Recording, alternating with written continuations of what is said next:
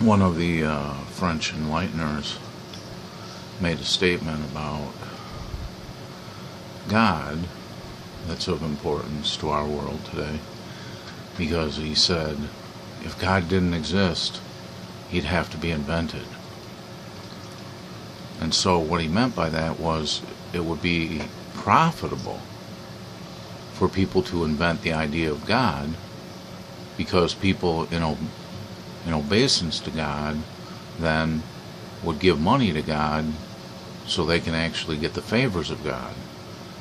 Plato's God's not like that.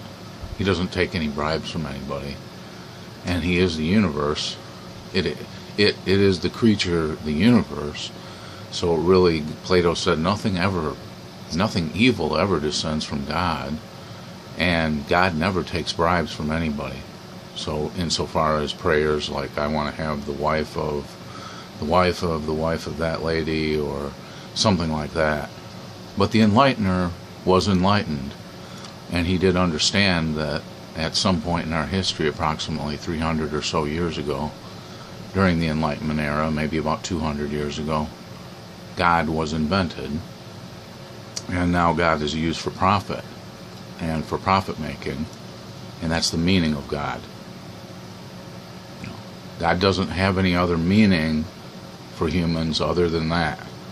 That's what God is, because God was made to be a profitable invention. And it always worked for the Romans when they wanted to scare the people, and it always worked for the Greeks when they wanted to scare the people. Then they invented a new Homeric story about God. And so it is today. When we want to scare people, we read them a passage out of the Bible that suggests something to them about their own lives. And so God really isn't anything except the soul of the person and the free activity and exercise of a person's intellect. John Locke and his friends during the period when he wrote, they were making God because they knew that would be a profitable invention. And now that's what we have in the world. We have all kinds of confused belief on the part of people about what they owe some God that some guys who decided it would be profitable made up.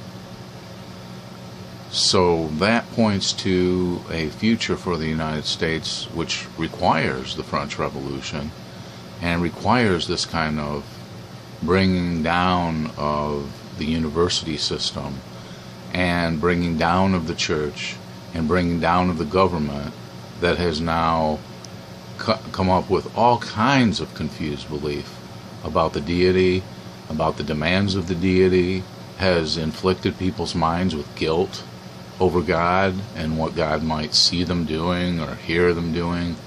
And there really isn't any God that is doing anything in the world that we would consider worthy of a God that is good in the way described by the religions.